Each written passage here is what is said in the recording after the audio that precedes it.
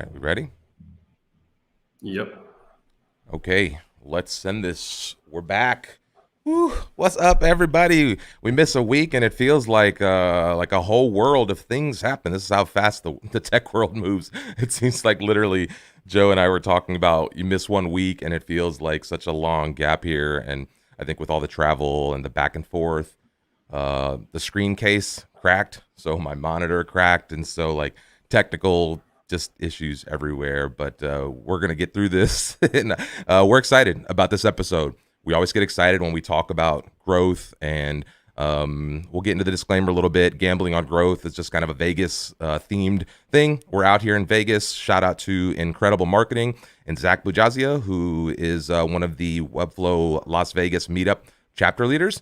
And so we're doing a meetup. We'll talk a little bit about that coming up tomorrow out here in Vegas. And just shout out to them for hosting us and, just yeah, like letting us set up in their offices here. Good to see everybody in the crowd today. What's up, Christopher Coleman, Shane Grady, Brandon. Zach is in the house. Yeah, what's up, Zach? Thanks again for letting us be in your office and crash your setup today.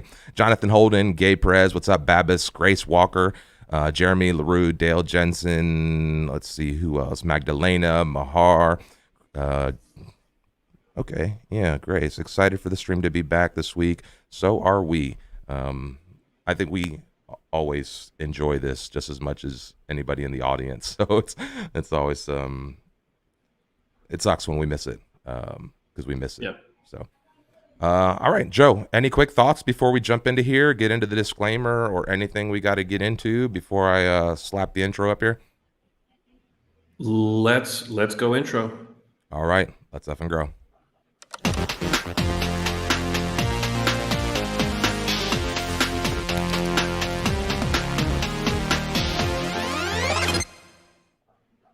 Okay, we back.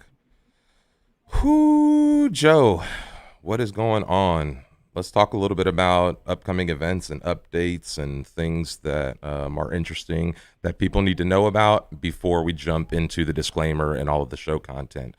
Um, Sure. any quick Let's thoughts start off there? with Yeah, your meetup. You have a meetup in Vegas. It's not tomorrow. only a live show in Vegas, there is a meetup tomorrow. So what's that about? Yeah. This is how I started in this game. WordPress meetup evolved into a Webflow meetup about 3-4 years ago. And we've been kind of helping, working with, organizing, and supporting a bunch of different meetup organizers all around the US and even abroad. And so a lot of you in the audience actually are part of that network or have been to different meetups. And of course, for the last year and a half, 2 years, we've been just doing virtual stuff. But I really think there's a lot of value in getting people together face to face. Yesterday, I went out with the guys here, the team here at Incredible Marketing, and it was just cool to chat with Webflow folks, people who are passionate and excited about the platform, about the technology. And so that's all it is. We're going to get together with a number of folks here out in Vegas. If you're in the area and you're a no-code enthusiast, a Webflow enthusiast, that's going to be, what's the name of the place? Let me look at this. Is it going to let me open the link? I forget the name of the brewery. I should know that off the top of my head, but it's a brewery out here in Vegas. The hey, Rohan or Magdalena, if somebody's watching, can you share the link in the chat to that meetup? So if anybody's interested, they can figure out how to connect with us. Other events and updates tomorrow. The Floxies are hosting John Saunders. Also tomorrow, Aaron Kornblit as a special guest, Stephen O'Grady. They'll be sharing how to automate social media using Airtable. I'm sure John Saunders will be talking about processes and systems. And again, real cool story of growing a Webflow agency, the Floxies community. If you're female in no code, Webflow, and want to connect with a cool group of ladies who are every week doing fun meetups, hangouts, educational stuff, go over and check out floxiescommunity.webflow.io to join that. Claudia, shout out to you, and Maria, and anybody else who's in the Miriella, anybody else who's in the audience here from that group. Shout out to all of you for the great work you do. And then Joe, attributes and extension updates. Anything that's coming with Finsweet products? Yes, attributes. We are continuing to work on our attribute system. If you don't know, attributes is going to be our new way to give you tools for your Webflow project. In the past, we've created a lot of different sub products or mini tools or different things to help you build better. And now we are consolidating all of that into attributes. So I will share that link here. Nice. Actually, I can't. I don't know if I'm added as an official commenter here, so You I got to can't add switch the to the link. Finsweet But account, it's I think. Yeah. I know. Okay, I'll switch to that. But it's finsweet.com/attributes, and we are continuing to add examples of this. So we have new examples, we have ways to integrate with the extension. This is all being added to and added to. Very fun news, we are converting CMS library to attributes. That is in progress. I have seen some amazing demos. Everything in CMS library is going to work no code in attributes. So this is a system we are heavily invested in. We're going all in a few weeks. Expect some big updates in attributes. Nice. Who makes the intros? Designed by a gamer. Nice. Yeah. Um, yeah. Attributes is a big deal. It's like Mhm. a complete overhaul of all of our tools and all of the things that we're doing here to help y'all do more. That's all available through the extension. If you're not familiar with the Finsweet extension, check out finsweet.com/extension.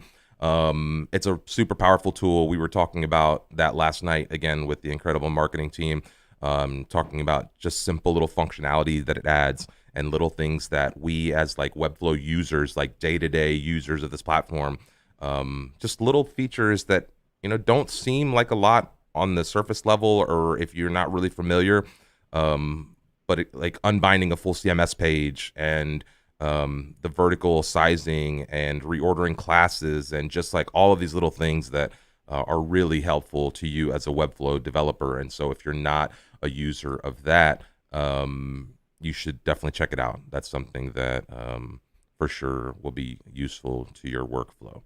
Let's see. Magdalena's saying something like, it seems like the link to the meetup also did not get shared. Yeah, if somebody else, I don't have my screen here. Unfortunately, I Yeah, I had a can do case it. accident, I'm in the FinSuite account. so I can't share links and stuff. We underestimate the technical complexity of streaming from a new location and trying to do what we're trying to do on the road. Like I thought the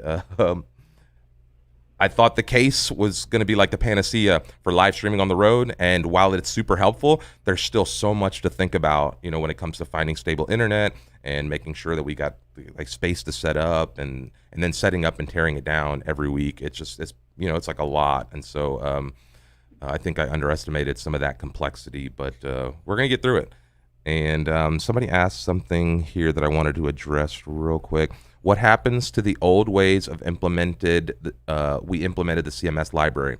I think that stuff will continue to work. I don't think there's any plan to deprecate that functionality, to remove those JavaScript files. Like, we're not going to like pull the rug out from under you. It's just new ways to move forward, simplifying the process of adding this stuff as you move forward. So, Stephen, that stuff should all work and be good to go. And to add to that, Stephen, everything Reimar said is correct. You can still have this implemented. You could still even implement it in new projects if you want. The big difference is we will no longer be supporting or making any updates to CMS library. Nice.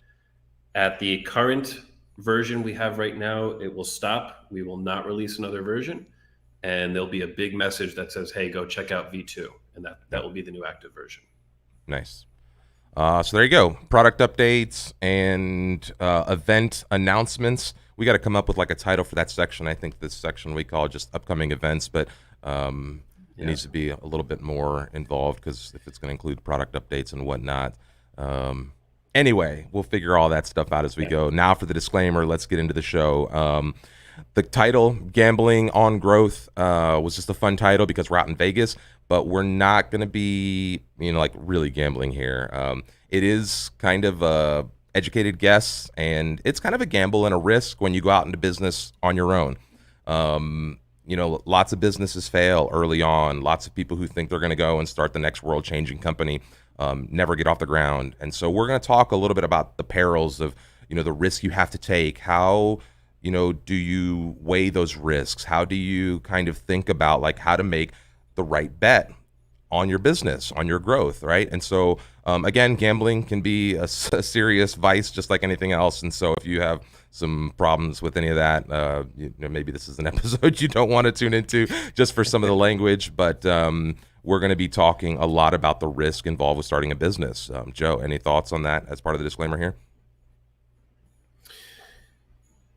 That it's different for everybody. We say this in a lot of our shows. Every single person here is different. Your gamble may be significantly different than somebody else's gamble, whether it be for time, for resources, for money. So just be aware of that. This is you. This is your personal gamble, and that's what we're going to be talking about, you specifically. Yeah. And Edgar Antonio is saying we go all in. That's the only way to do it. It's actually, you'll see it on the sidebar there, making big bets and going all in. We're going to talk exactly about that, Edgar. So 100%. Jay saying I drop it all on black, yo. I've done that a couple times out here, walking by the roulette table, either red or black. You just a coin toss. Okay, so that's the disclaimer. Sometimes there's some risk involved, but if you make the right bets and you invest in yourself properly, you can kind of curb and minimize some of those risks. And so we're going to talk about all of that, starting with growing fast. Joe, Finsweet, 7-year overnight success, right? A lot of people, they see businesses pop up that do amazing things or exciting things or have this fast growth. And a lot of times they don't see what happened leading up to that, right? Not a lot of people, you're seeing it more now with like this build in public, and lots of people are sharing kind of their failures as they go. But oftentimes what you hear is the success of a business, and you don't often hear what it took to get to that place where they actually broke through, where you actually go from just growing and grinding to growing fast or explosive growth or really hitting your stride. So talk a little bit about what that means to you as somebody who's kind of coming into that phase of the business growth. It's certainly not fast, and you cannot expect it to be fast. And whatever time you think it's going to take more time than that. It's very unpredictable, and it's not something that you can really plan for. You have to be very ready to do this very difficult work, to do this work that nobody hears about. And Reimar, you're totally right when you say this. If you are a new company, if you are not highly successful, nobody knows about you. So nobody hears that story. And a lot of people, once they get big, they're not telling the deep, deep story of the very difficult parts. But it exists. And you have to be very patient. I think a lot of businesses fail early, especially in the service industry, that fail because they just didn't give themselves enough time to get going. So maybe after a year, they look back and say, well, that wasn't really what I had in mind, and I'm now going to go back to what I was doing before. 1 year is not enough time. Maybe you need 2 years or 4 years or 7 years. So be really mindful about that. It's not fast. Yeah. You can get to a point where you grow fast, but it's not always fast. And it comes in like spurts. People always talk about things coming in threes. And there's like a phrase I've heard a bunch of times that like if you can make it past your third year, the likelihood of success is a lot higher for businesses who get through that first, second, and third year, mostly because it's a minefield up until that point, right? You're just trying to figure out how to find consistent business. You're just kind of finding a groove as to like what your steady revenue could be, what your client base could be, maybe what niche you might want to attack. And so like, yeah, Jay's saying it right here, the ebb and flows of business. If you can get past those first 2-3 years, it really does like start to stabilize after that. And it's not to say that somebody might not come on the scene and in 6 months grow something crazy, right? Or grow something super exciting.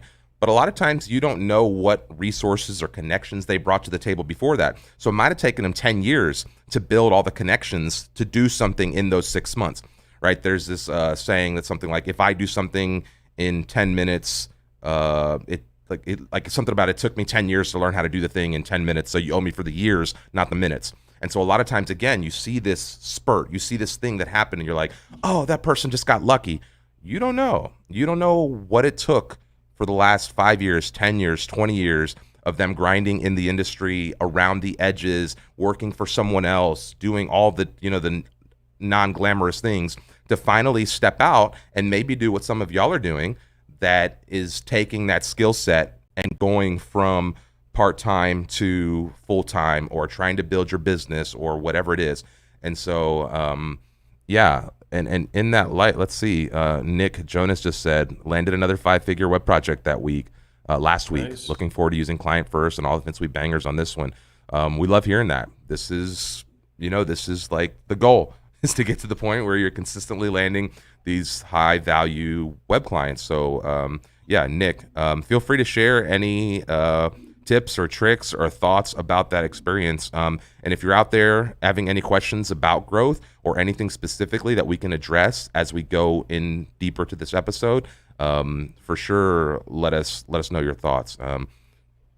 Diego Diaz is saying, yep, patience. I almost quit 5 months in. It's easy to want to quit, especially if like it takes time and you're 5 months in, 6 months in. I remember when I first started, if some of y'all have been around, and I've told the story about how I got started selling text marketing messaging. I bought this huge bundle of text credits, and I thought, I'm going to go and sell text message marketing. It's hot, right? It's cool tech, but nobody wanted text marketing messaging as a standalone service. It took me 6 months to find that out. I didn't sell a single fucking plan of text marketing. What I did find out, though, was that people wanted integrated approaches to marketing, and I learned how to build websites, and I learned how to build email marketing, and I learned how to do a lot of other things along the path that led me to find a path that, again, didn't become some crazy business success, but it let me keep going, right? Me and a buddy always talk about how many months we had left in the bank, right? What kind of runway you had. And every time we'd land a new 5-figure client or something like that, we'd be like, okay, we got another couple months in the tank. And then you get 6 months, and then there's 8 months, and then you're like a year, and you're like, okay, we got a year in the tank. And so, like, yeah, there's a lot here of up and down and back and forth that just you can't predict. You have to just kind of commit to it. And this goes right into the next one of going all in. You really do have to like be 100% in if you're going to make a living at this. Like if you're going to do this and you're going to, like, you're not going to do this part-time. You may be able to freelance and start part-time while you're working full-time with income. But if you're going to like grow something for real, it has to be the thing you obsess over. You have to become just like infatuated with the idea of making the thing successful. And that's how you get to the place where, you can finally start realizing some of those gains. Brandon saying 20 years goes fast. Yeah. I didn't go because I was in Vegas, but the 20-year high school reunion. And I saw this meme the other day. It's like, when do you stop assuming that every adult you meet is older than you? Like, at what age do you stop assuming that everyone you meet? And so, yeah, time moves real fast. Joe, any thoughts on going all in here? And we missed. Yeah, I agree with you completely. It's absolutely required. If you are trying to consider going from part-time to full-time and you are acting like part-time, it's going to be hard to move to full-time because you're very in the part-time. And you have to mentally make that change of, this is now my top priority for work, for business, for my professional advancement, that you can't have these other little side hobbies and have your life and have this side business. It can't be a side anymore. It has to be the primary. Yeah. And this is a mental thing. This is usually not a time requirement thing because we all have the same amount of time. This is setting your priorities straight and making that mental decision to just do it. Yeah. And the last point there on that we missed on our notes on the grow fast was like the realistic goals and expectations about where you are currently and when you're trying to get to. We talk about this all the time of how difficult it is to like, you kind of need a map to get to a destination, right? You see these little things, what people think success looks like, and it's a straight line, and what it actually looks like, and it's like this squiggly path back and forth and crazy shit, right? And so like, you have to have a realistic expectation and understanding of where am I right now, right? If you're just starting to sell websites and just getting into Webflow and you think you're going to start selling, $50,000 websites, well, you kind of have unrealistic expectations unless there's something that you have that's going to be able to set you apart. But usually it takes time, it takes a portfolio. So usually your first website's not going to be some big $10,000, $20,000 project. It's going to be a couple $1,000 project. It may be a couple $100 project. It may be you may get a $3,000 to $5,000, $10,000 project early on in your career. You can do that. That's not unattainable. But you need to be realistic about where you are, where your skills are, who you're selling to, how you're kind of benchmarking that. And we always talk about don't necessarily compare yourself to other people. The same thing goes in business. You can't necessarily compare the growth or the trajectory of your business to somebody else's business because, again, you don't know what resources they have, what network they have helping them, who they have behind the scenes that might be feeding them leads or helping them grow. And so this really is about having an honest assessment about where you are in your business and where you'd like to go, and then breaking that up into small steps. Right? One step at a time, one day at a time, going back to like the gambling addiction, right? One day at a time, getting past, some of these struggles. And business can be a struggle like that, where sometimes you can't think about 5 years ahead. It's nice to have a 5-year roadmap, but really sometimes you may need to focus just 3 months, 6 months, a year out. And so, Joe, any thoughts on, just on any of that? Yeah, absolutely. This is that next level of self-understanding, and it goes right into making big bets. And when we talk about making big bets, we're talking about making big bets about yourself and your skill development. This goes hand in hand with your realistic goals. Let's do the classic example of designer versus developer. If you know that you are not a designer, that you as a person should not be designing, you need to set a realistic goal for yourself to not do that, for you to do other things. So you need to bet on what you should be doing, what you are best at doing. And that's really important. That's a core thing of starting any business. It doesn't matter what it is, website, some other business. You really have to understand yourself. Yeah. And actually this is, go ahead. This is a great time to answer a question from Tommy Gunn earlier in the stream. Joe, would you say you were just methodical, or did you trust in your gut feelings? And I will say it's mostly gut feelings. A lot of the very big decisions at Finsweet are ideas that I have, and then instantly I lock into that idea. That I think of it, it feels right. I do a quick just analysis of, is this the right move? Yes, and it's locked in. Trusting my gut.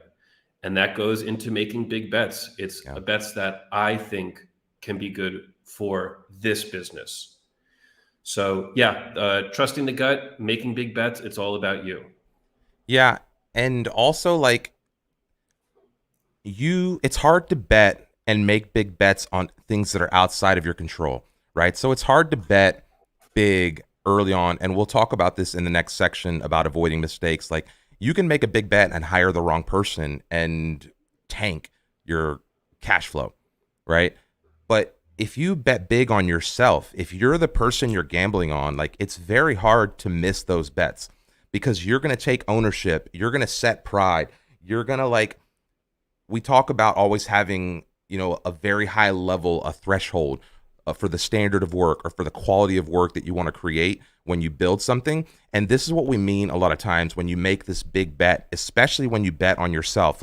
It's hard to spend a bunch of time investing in a skill set and think that that's not going to pay off in something, right? So going back to the text marketing thing, I spent 6 months trying to sell text marketing, and I could have looked at that as a failure of time. But what I did was I realized I was learning along the way what people actually wanted, right? And that was an investment in me. I bet that I could find a way to sell myself. when I started in this business, I had like 10 years of sales experience and I got tired of selling other people's shit. And I was like, there has to be a way for me to go out and sell myself. And I was going door to door and literally 40, 50 times a day selling some dumb shit or whatever else it was rather than selling myself. And so I bet on me. And it took a long time for that investment to pay off, right? For me to figure out how to sell myself, what to sell, how to package that up. But when you figure that out, like you're never going to make a bad investment putting time in on yourself, whether that's learning new skills, whether that's like learning a new technology, JavaScript, client first, learning Webflow it's a time investment to do this right. It's a significant time investment.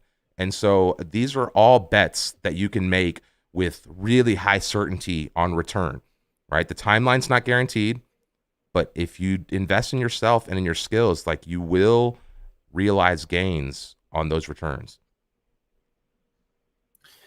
And the disclaimer, the mini disclaimer to that sentence there is you have to go all in.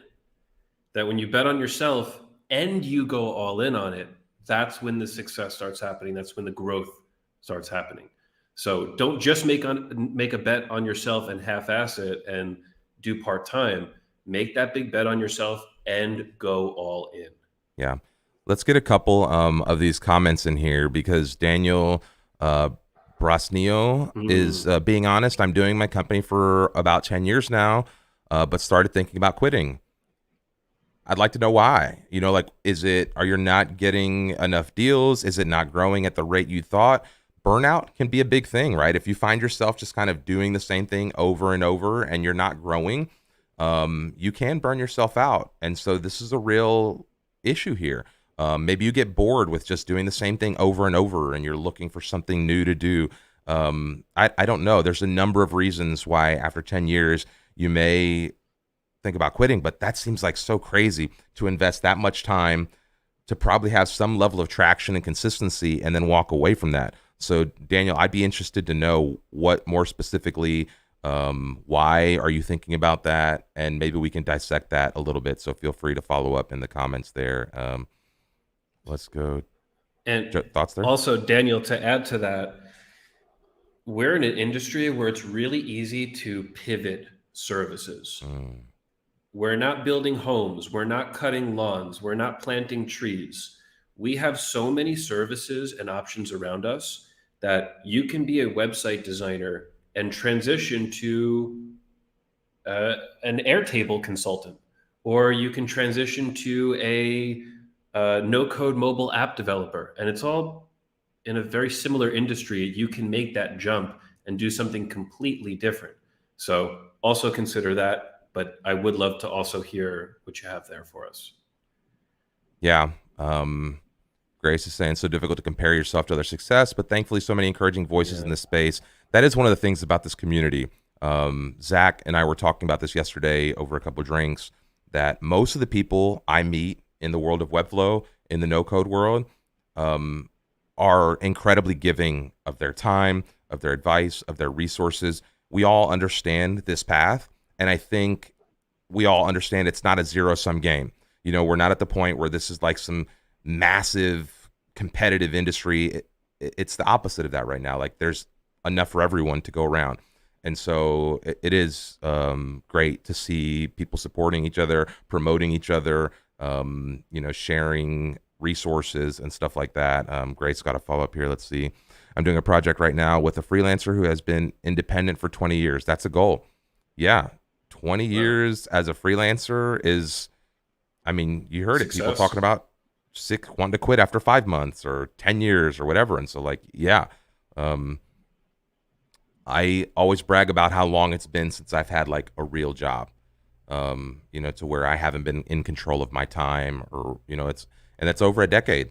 When I quit and said, I'm going to go sell me, I bet and invested 100% in me and said, I'm just going to go figure this out. And now, we've got a great team behind, doing amazing things at Finsweet. We've got more products than we can kind of manage coming through the pipeline. And so, Joe, any thoughts on that? Yeah, it's doing something for 20 years and being kind of independent. You haven't really had real jobs for very much of your career experience too. You've kind of been betting big on yourself for a while. So, any thoughts on that?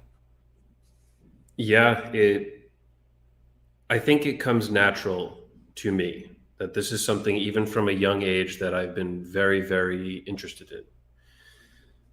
However, there is a learning part of it that nobody is born with knowing everything about themselves and being able to bet on themselves.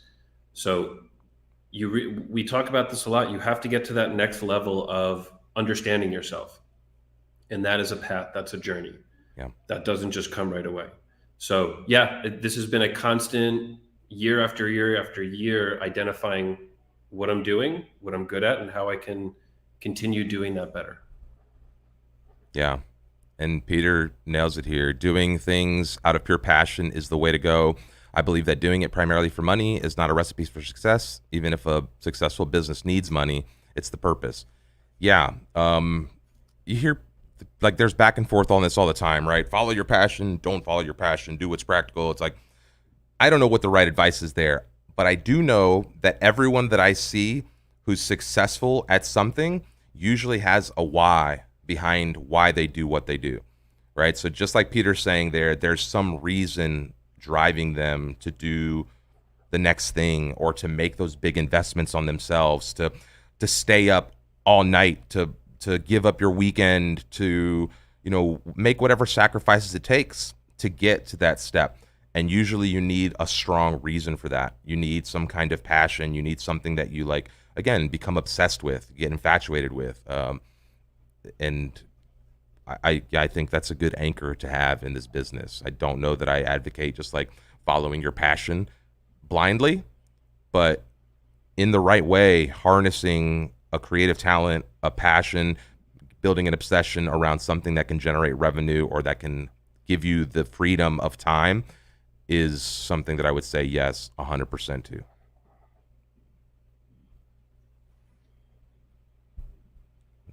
I'll encourage everybody to share something here. Share something personal. Share something that you have maybe gotten to the next step doing, or maybe ask a question. Say, "Hey, I'm stuck here," or "I have something that I want to do. How can I go do that?" We'd love to hear more of your personal stories and talk about that as well. Yeah. Let's see. Ready, Start, Why here. Brandon Tancott is recommending. Read Start with Why by Simon Sinek. Great book. Yeah.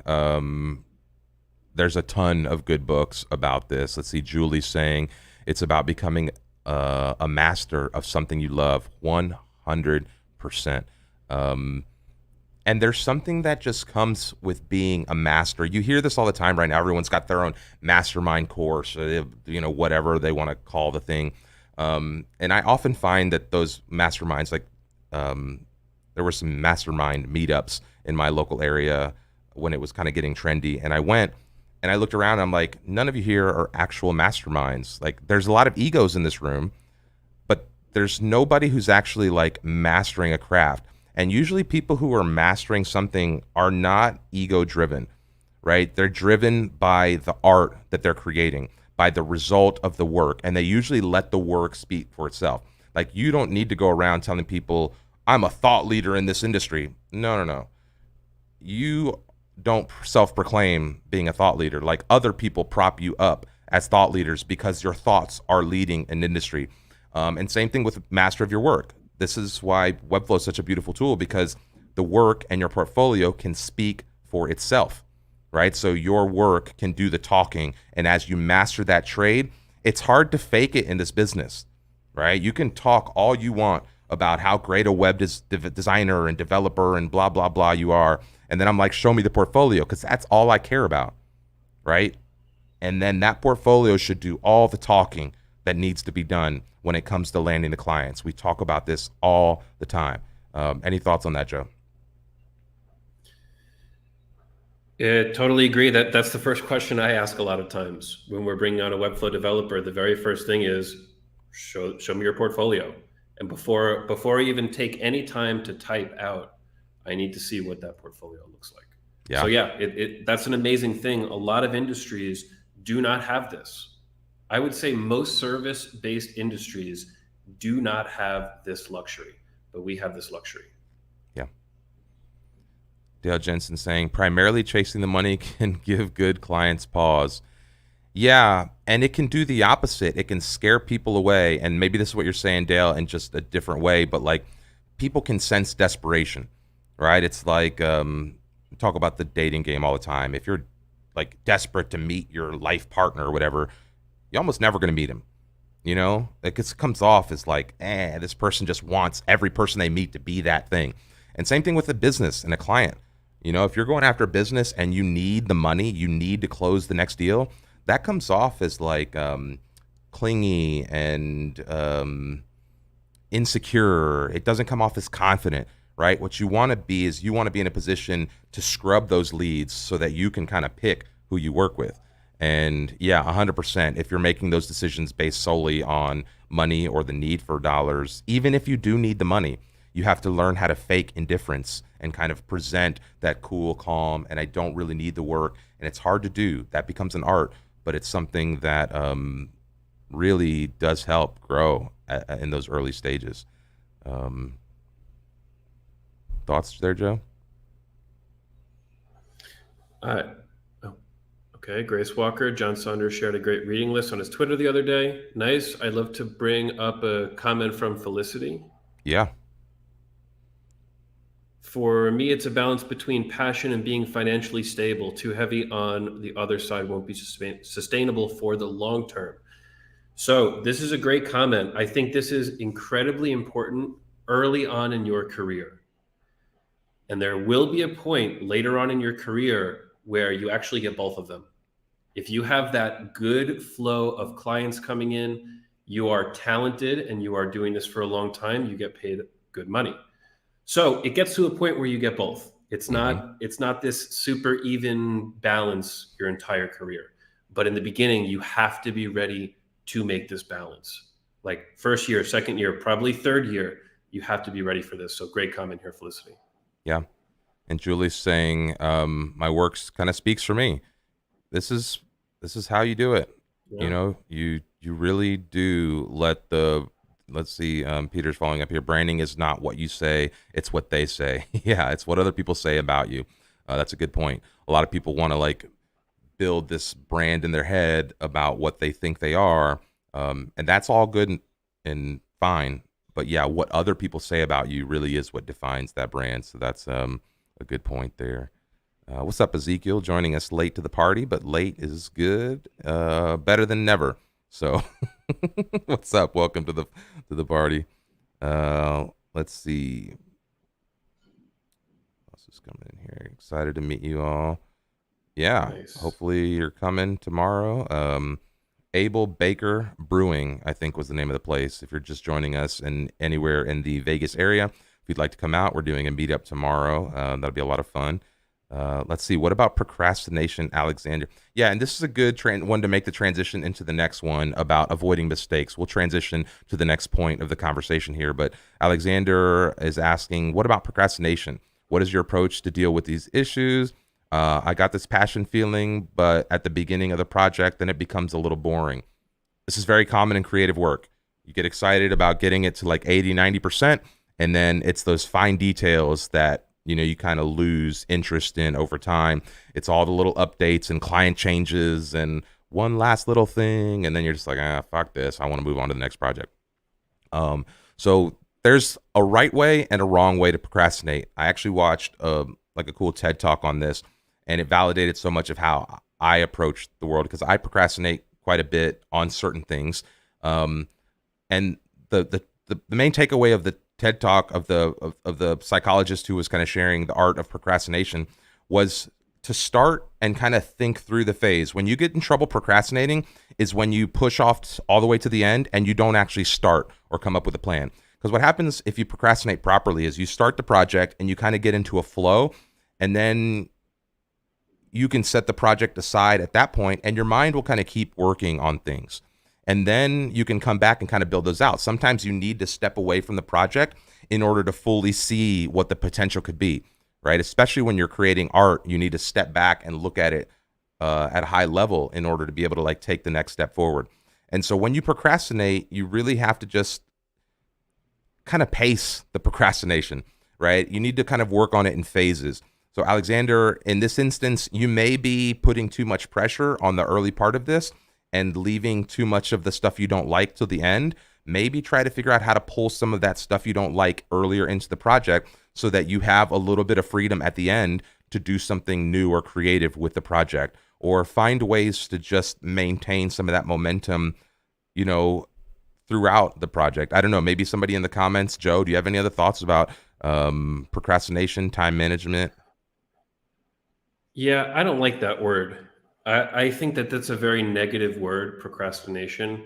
And I would much rather look at it as things you like to do and things you don't like to do, and set that time schedule. So, same thing that Reimar is saying, but I like to not ever look at it as procrastination. It's Mm, simply something I don't want to do. And I've decided to prioritize other things over this. And because of that, it gets done next week or 3 weeks from now, or I have this goal to finish it in 2 months. But this is not procrastinating. I think that's a very negative vibe. yeah. So that's how I look at it. And the key there is to set a timeline, and you just at some point you got to dig in and do the work, right? So Yeah, like there is right. no You like gotta do it. secret here where you just like all of a sudden the shit you hate because or the things you've been putting it off is just going to get more fun to do. At a certain level, you just got to eat the dog food and do the work, you know? And so I think it's for different people, it's different systems for how to do that and not getting burnt out. I see a follow up from Daniel here who was talking about, you know, wanting to quit 10 years in. So massive burnout, started hating what I love doing. Ironically, to stop new leads coming. I just try to find passion again, though it seems like my mental well-being is connected with the company. Yeah, you can burn out on this stuff, especially if you go too hard, or you know, you like, if you don't find that streak you might be searching for, you got to find ways to keep it fresh. And this comes back to the procrastination thing where, again, you got to do the work, but you got to find ways to make the work meaningful for yourself. Otherwise, you will find yourself in this position where 5 years from now, 10 years from now, you're just like, I'm out. You know, I don't want to do it. And then you start dreading it, or like having resentment for your clients or resentment for some of the work that you have to do. And that could lead to this burnout. So you do have to find a balance here, which let's go into making, avoiding the mistakes, because there's a ton of mistakes you can make in starting and running a business, specifically as it relates to financial outlays, hiring full-time people too early, making big financial investments without a path to a return on that. You know, if you're a multi-million dollar operation and you've got great margins, you may be able to take a risk on something and make a fat investment without a return for a year or two.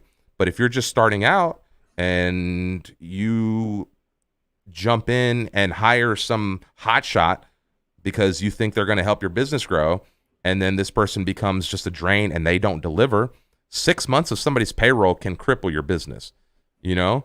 So you have to think about how do you make these big bets without really like stepping on a major landmine and having a catastrophic failure, especially early on in the business. Joe, any thoughts on that? Is there any situation you can think of kind of as Finsweet evolved, developed, where, you know, you had to make some of these decisions? Sure. Start small. That's the best way to handle this. That when you are small, you have to act small and think small when you are putting money out. So don't bring somebody on full time if it's your first employee. Bring somebody on part time. Bring somebody on just to do one single thing inside of a project that you're doing 90% of.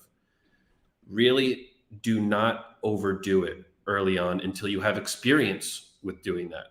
Once you start bringing on people, then you understand what type of people to hire, what type of people to not hire. But in the beginning, that could, like Reimar says, really cripple your business and actually put you out of business. Mm, yeah. Um, Trying to think other thoughts there. What other bullet points do we have on the avoiding mistakes? Um, yeah, you can read that one if you want that. Not staying flexible as you grow. Um, Sure. Especially, we've talked about making pivots in this space, and you got to be open to changing direction. Rigid things break when the wind blows, right? Even tall skyscrapers, the tallest skyscrapers are super flexible, right? As the wind blows, they got to be able to pivot. They got to be able to make a little bit of move. Otherwise, they snap, crack, and game over, right? And so this is the same thing with growing your foundation personally, growing your business. Joe, any thoughts on being flexible and just kind of letting the wind guide you?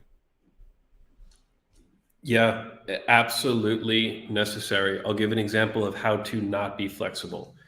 Maybe you pick a super, super specific service or just an industry to do websites for, or one small little thing that nobody else does and you're the only person that does it.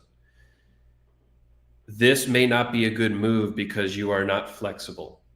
If somebody comes for branding work and you just don't do branding work, but it's a huge project for you, now what do? That project could help you grow significantly. But if you're not flexible, you can't take that project on.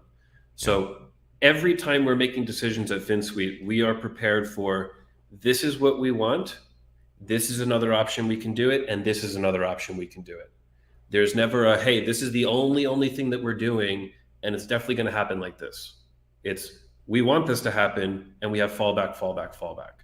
Yeah. Or flexibility, flexibility, flexibility. That's a great way to look at it. Well, and a lot of times you'll have your biggest breakthrough moments in your growth when you say yes to that crazy thing that you're not sure how to do. You know, it's like, all right, let's do it. And now you've got a branding client. For instance, for me, my first biggest client that I landed was a website design and a logo design. It was like a $10,000 package for a logo and a website. And I had never done either of those things. I knew I could figure out the logo because I was creative and I understood art and like things, and I had done like branding work for myself. So I knew the logo was in, but I'd never built a website. And I ended up hiring somebody who couldn't deliver. And this is how I learned how to build websites, was I had to deliver a website for this client within 30 days. We had like a 90 days to do the project. I thought I was going to outsource the website part of it. 60 days into a 90-day project, the web developer comes back and says, hey, I can't build this design. It's too complex for me, blah, blah, whatever. And now I was stuck. And this is my entry into WordPress 10 years ago. And so I started learning, and I delivered kind of a shitty website for this company. But I delivered a lot of value, and I like worked with them from a marketing perspective. And over the course of the next year, I rebuilt that site and took a lot of pride in actually delivering a website one day. And I said, hey, here's like a totally free update of this website. That was a big thing for that company, but I didn't know how to do that, right? And so sometimes you just have to take these leaps of faith. You have to bet on yourself. You have to say yes and then figure out how to go. That's not always a recipe for success. You know, like I could have found myself in a way different position. But you hear these stories all the time of people who are successful that just every once in a while say yes to the crazy project and then figure out how to do that on the run. And so these are great times to test your boundaries, to test your limits, but they can also be, you know, like a crippling blow if you step in the wrong direction in that. Any thoughts there, Joe?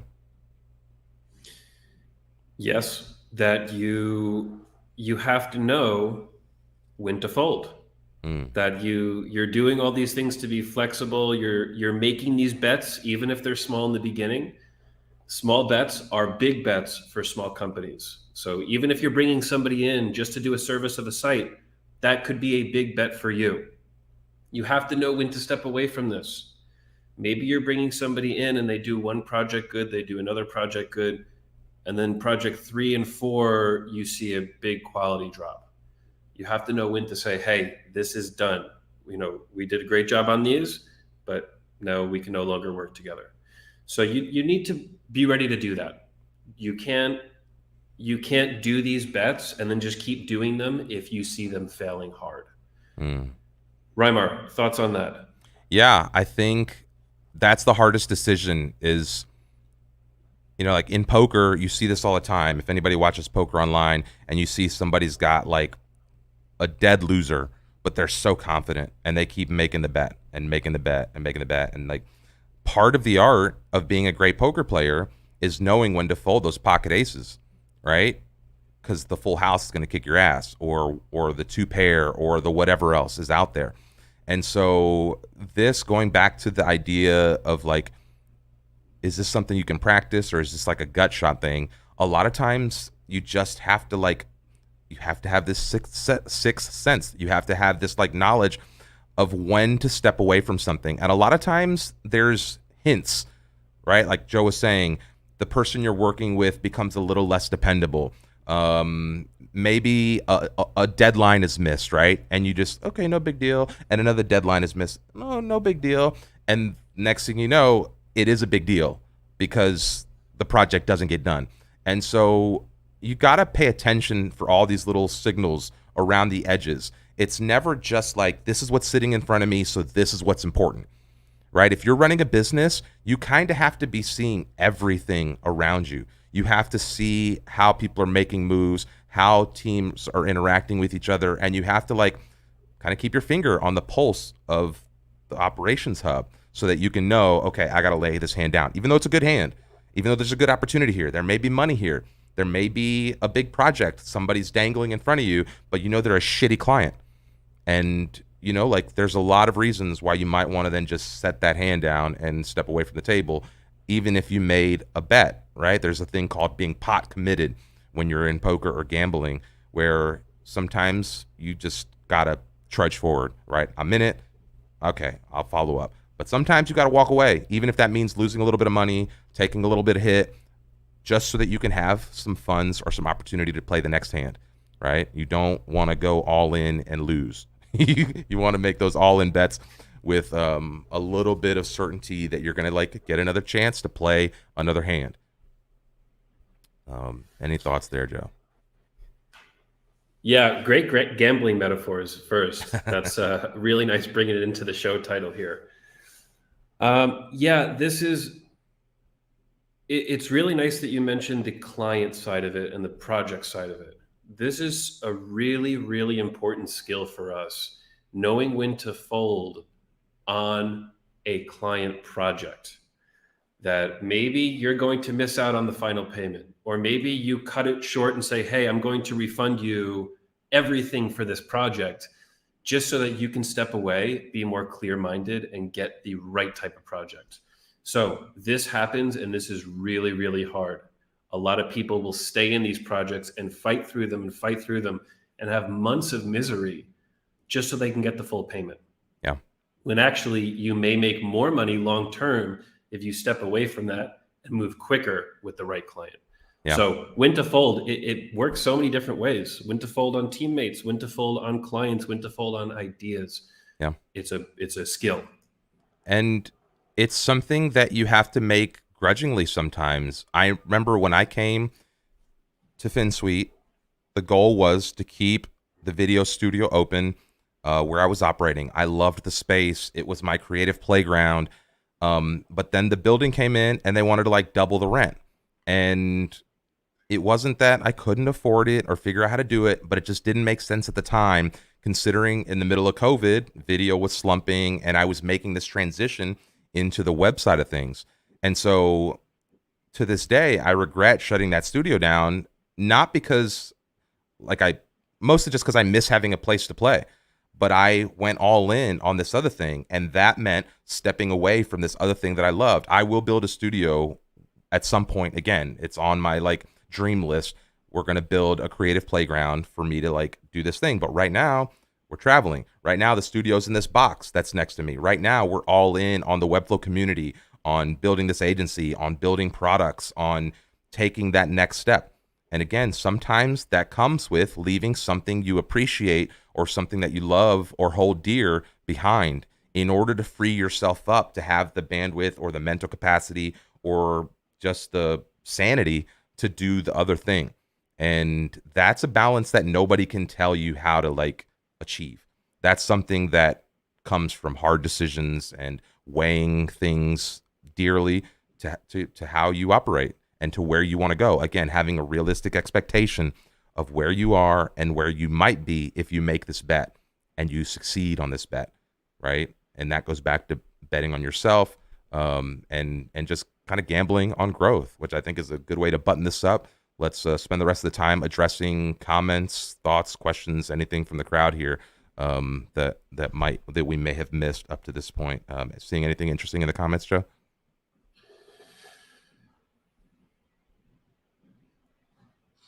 Brandon I saying, "Eat am going. your frog," for by Brian Tracy. I've heard that. It's about swallowing the hard stuff and facing the difficult task. I haven't read that book, but Brandon's got the book recommendations for us today. um, A comment from Laxi 4KA. What is the best way to market your web design services? Social media, Google Ads, SEO, what work for you? mm, Well, none of those things. I think the best way to market your website services is to have great websites. We talked earlier in this episode about being in an industry where your portfolio says everything that people need to know about you. So if you have a great portfolio, people will come to you, they'll talk to you, they'll share your work, and that's really the natural way to do it. That's how we did it at yeah, Finsweet. That's how a lot of people in the industry do it. And we have a lot more episodes about this. Go to our past F and growth uh, shows. We talk a lot about how to get clients, how to market yourself like this. yeah. And a lot of time it comes down to, again, putting yourself out there in the right ways. You can spend all the time you want on social media, on Google, SEO, whatever, like technical thing you think you want to do. But getting involved with groups and community is the key right now. Community as a marketing tactic, we're going to see over the next couple years that it just becomes the thing. It's already like the buzzword in marketing, but most people when they talk about community are talking about like marketing. They're not necessarily talking about community. Go find places where you can offer value back to the community. Go find a place where you can create a resource or share that work in a meaningful way that allows people to see what you're doing, right? This is why starting a meetup is such a powerful move for someone in the world of web design because it shuts out the broader world and allows you to create a playground that you're the master of that domain. And it could be a regional group, right? And so now, like for instance, I'll go on my story. I started a WordPress meetup as soon as I like got into WordPress, and when people would search for WordPress in Sarasota, they would find that WordPress meetup page, and then they would come to a meetup, and just seeing and interacting with me led them to think, oh, this person knows WordPress. I can work with them. So as soon as I got into the Webflow world, I was like, I need to make this transition. This thing has been so valuable for me getting exposure. I have to find a way to do this with Webflow. And so I started a Webflow meetup. And it wasn't anything crazy or big. We did get lucky early on with like a couple nice events that we organized. The community was a lot smaller back then, and so it was easier to connect with certain people. But going back to the thing, like we're all here to help. If somebody reached out and said, "Hey, Rymar, we want to collaborate on an event," we'd find a way to collaborate. Right? We'd find a way to do something cool together, and we do that regularly. This is why we're doing a meetup tomorrow in Vegas. I'm not from Vegas. My girlfriend is here for a company thing, like a conference. And so I was like, hey, Zach, meetup organizer in Vegas, you want to do something while I'm out there? And he said, yeah, and we're doing it. And maybe we get 10 people, maybe 15 people, maybe 5 people, doesn't matter, right? I'll make real connections with people at this event that will allow me to like grow my network. And compounding growth on those things becomes exponential at a certain point. And so those are the things you need to look for. Those are the opportunities you need to look for when you're thinking about like, how do I grow? It's not going to be some traditional tactic. It's not going to be advertising. It's going to be boots on the ground, doing meaningful work and building meaningful connections with people in the space. And that will lead you to the next, like level of just growth and potential as a business. And Laxi had a follow up. How do I get people to find my portfolio? And you just answered that. That response there answers that question. And I just want to make it clear that this can also be done 100% digitally. That Yep. you happen to be in this physical place, that's great. There's a lot of benefits. But if you're from somewhere more remote or you just don't do in person, digital 100% works, especially in this industry. Yeah. Yep. And we've been pure digital for the last 2 years. We've thrown some of the coolest Webflow events over the last 2 years, and they've been all digital. So you can do this. And there's lots of people looking to collaborate and to get excited. Like, we have an events committee that's growing. We had 20 people in our last meeting that are just there trying to figure out how to create events. If you're interested in this, like, there's places to connect with all of us. Let's see, the perfect transition. That's right, Jeremy. You know how we do it. Jose Arce is saying it's like a marathon. You start training with 2 or 3 miles and so on. The same happens with web design or web development. You have to master the basics and then move on to more complex things. Yeah. If you've never ran a day in your life, you're not going to go out and run a marathon tomorrow, right? It's not going to happen. Yeah. You might run a mile. You might run a mile, you might run 2. Perfect analogy, Jose. You got to build up to that. You got to stack those things, and that opportunity will come. Jeremy is saying, hit that like button. I agree. If you're getting value from this, if you're hanging with us, if you enjoy these videos, be sure to subscribe to the channel and like the videos. That really does help us reach a larger audience and get this content out. This is how we do some of what we're telling you, right? We're eating our own dog food here. We offer value back to the community in tremendous ways at significant financial costs to us, right? Individually, as an organization, whatever. We give away a lot of the resources that we build and the things that we do here in the context of helping and passing the value on. But it does pay us back, right? It does pay back to be a leader in the community, to be the person organizing these events, to do some of that stuff. And so you have to find the balance between how do you do these activities and also, use them as a launch pad to take the next step in your career. And also know that these activities are big bets for us. All of the community stuff that we do generates $0 in revenue. This is a huge bet. It was a bet when we started doing it. It's currently a bet now.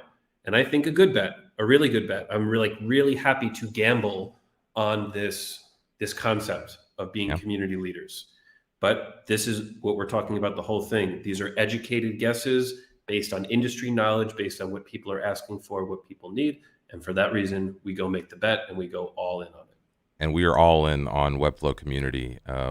Nick Jones is saying, I was a jack of all trades for 10 years. The game changed when I chose a niche. Provided excellent services. Niche clients referred more niche clients. I went from feast or famine to stability and feast. And then there was a follow-up there.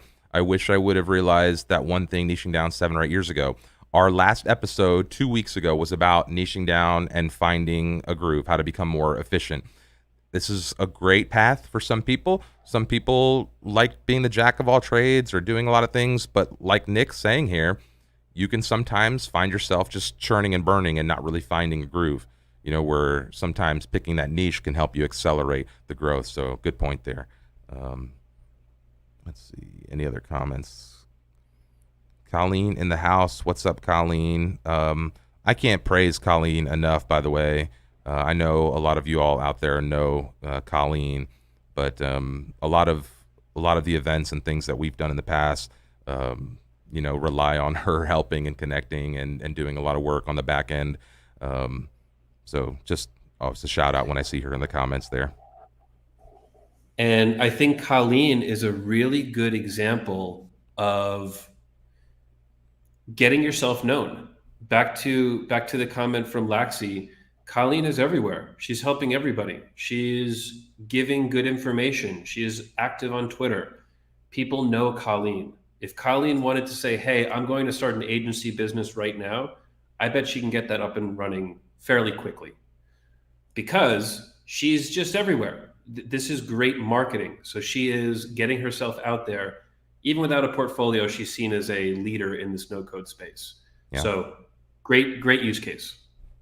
And there's an intangible thing that's forming in this community, and some transactions are financial, right? Like sometimes you can buy things, other things you can't, other things you have to earn. We're seeing this in crypto with like the play to earn and, these communities that are being built. And so some of this stuff just takes time in the trenches, right? I remember when Colleen came to one of our first meetups, and I didn't know her. I didn't know anybody. She didn't know anybody in the no code community. It was just like early on, and I was looking for someone to help organize meetups. And I asked the group, just like I always do when I start a meetup. I'm like, hey, first, couple meetings. Anybody here want to help like organize this stuff? And usually somebody says yes because they're there, they're interested, And so like Colleen said yes, and we've been working together for the last 2 years on this stuff and watching her kind of grow her own little network and connect and do her own little thing. I'm watching Claudia Cafeo right now with Floxy's community do this. I'm watching Grace Walker in the comments here. Like I'm seeing her flourish in this community by doing the same thing. And a number of you, I could go through the list here. Brandon Tancott and Ezekiel, all of y'all, Jeremy, Peter, Dimitrov, like all of y'all are in here doing this at some level, right? And so this is what like reaffirms that this is the right stuff. There's a lot of value to be had by just showing up over time and finding a way. Let's see, Jose Arce is saying, oh yeah, it's the marathon comment again. So yeah, Joe, any other comments you're seeing here? Any other thoughts we need to address as they come in? No, I don't see anything new. If anybody has any final questions here, please ask them. Yeah, let's I see. agree. Colleen is the best. Yeah, but I think the brand has to come before the website. Let's see. Let's go back and find out the roots. Julie Mantini, a solid website can be a great brand voice. Yeah, the website can help you establish that. And Pablo, I don't know that I agree with that the brand has to come before the website. I think, I don't know. Why are people going to go to the website if there's not a brand there?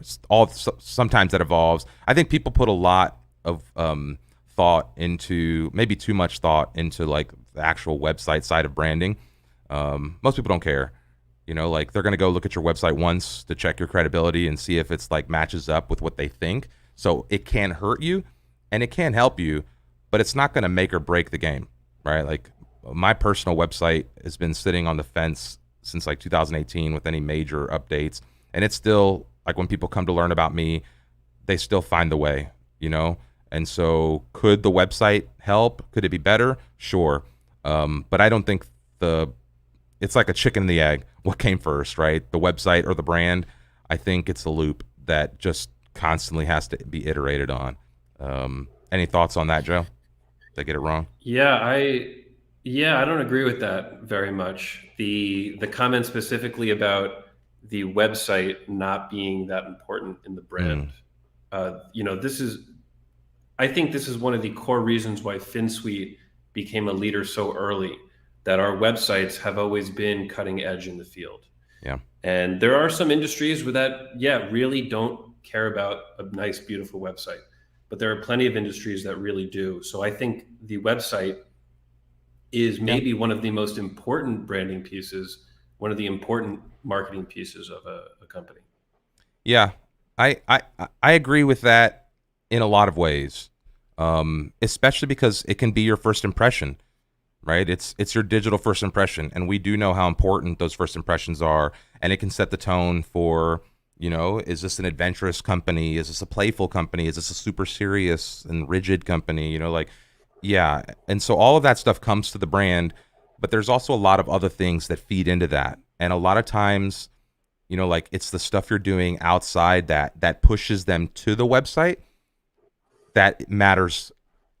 And it depends on what phase of the relationship they are, right? I really think it depends on where you're at. Like somebody may be coming to the website to learn a little bit more about you or to get a feel for whether they should trust you to do business together. And so in that context, the website could have a lot of weight. So I think there's, again, branding is one of those things that's like, it's like advertising. You don't really know which part of it is, you're probably wasting some of your money. You're just not sure which part of it you're wasting. But we're all in the web design game. We all, like, none of us undervalue, I think, the effect of a good website and what that can have on your overall brand.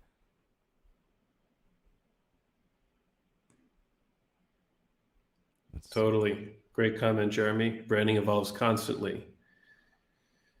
Okay, we have Pablo. Yeah, but an effective website represents a brand. It is really difficult to come up with a website that doesn't stand for something. Sure, Sure. sure. Let's see. Tim Daff. Can you please do some lives for Australian and New Zealand time Ooh, zones? That's tough. this is this is the problem. I'm a morning person and Reimar is a night person. This is like the perfect time for both of us where he doesn't really want to do it earlier, I don't really want to do it later. But hey, maybe we do a couple of sneak peek. We'll do a nice 6 a.m. our time. We'll do a nice 9 p.m. our time. Yeah, I think as we travel around, that's that's one thing that's been different is the different time zones and trying to maintain the 12 p.m. Eastern time zone. I'm on Pacific time right now, so I had to get up early and get to the location in order to be up and live by 9 a.m. our time. But that's the hardest thing, especially with as broad and international as our audience is like trying to do things. We always come up against this when we plan an event. We're like, okay, if it's at this time, we exclude this part of the world, but we include this part of the world. And then we're like, well, where's our audience and where do people that show up? Like, okay. And so it's always like a battle of trying to figure out like how we shape that. And we, this is one of those instances where we use a little bit of data from YouTube, and our core audience time is in this window that we stream during. That being said, I have a long-term goal of setting up a fully programmed 24/7 Finsweet Webflow channel. And that'll involve getting other people involved, having lots of syndicated content. It's a long-term goal of ours. It's not something that we plan on doing in the next few months. It's probably going to be when I get into another studio space and I don't have to set up and tear the thing down every day, and we have stable internet, and like there's a lot that's going to go into that, but it's something we're thinking about. How do we broaden that reach on the content side? Um, let's see. Felicity said, I think people pay more for niche specialization services, at least in my case. Sure. Especially if you can stand out. People will pay for value. People pay for quality. People pay for knowing that they're in good hands, right?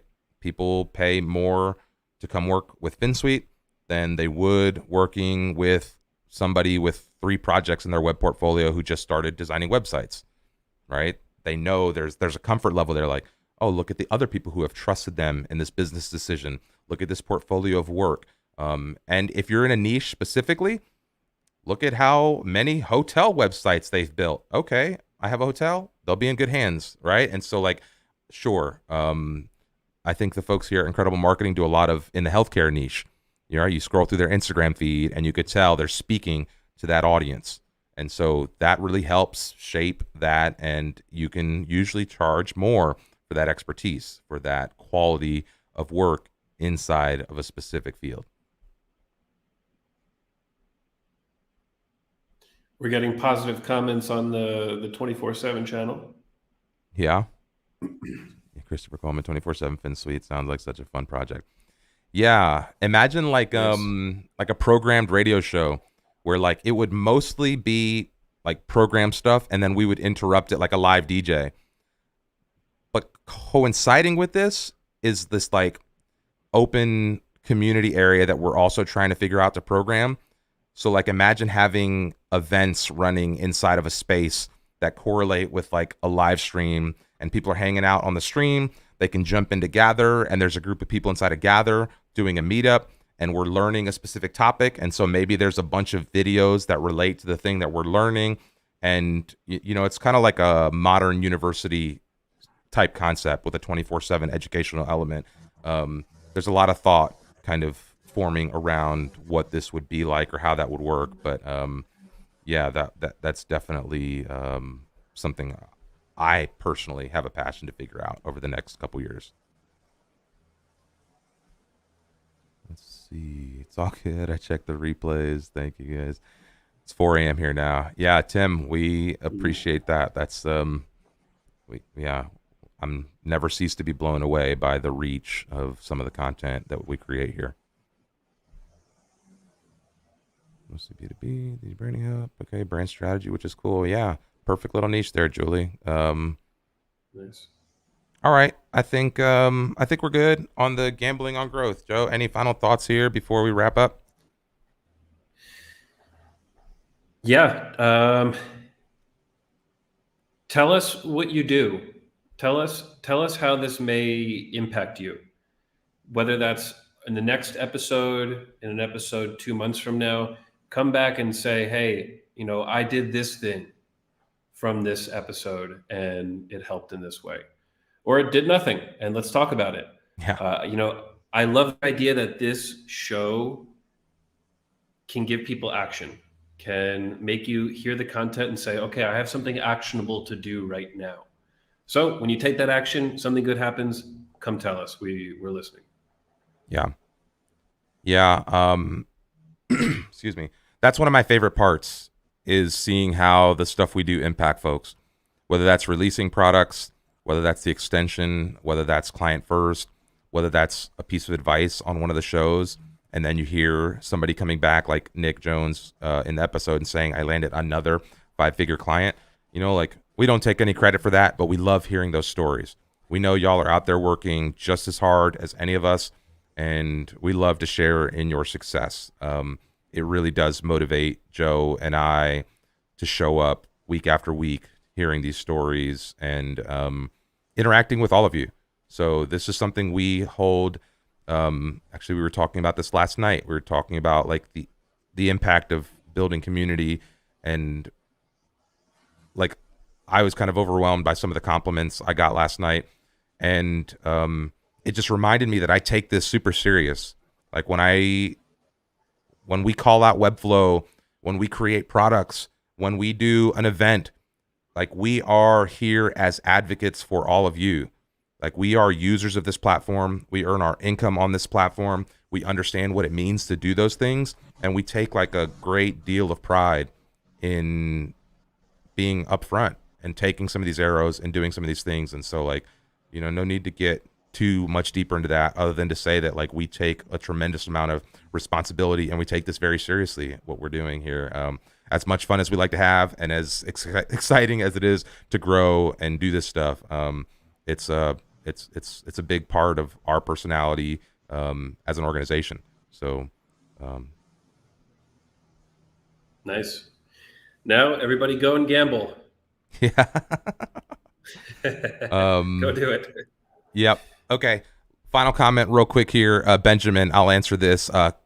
You can get this on the Finsweet merch store. You can get a cap very similar to this on the Finsweet merch store. And then there's, love your snapback cap. So we love y'all. Thanks for hanging with us. This is always a blast. Every Tuesday here at 12 p.m. Eastern time. Maybe eventually soon 24/7 streaming. But yeah, go out there and gamble on yourselves. Make the big bets. Go all in on learning something new. And be sure to share the success stories with us. Looking forward to hearing that. Let's up and grow.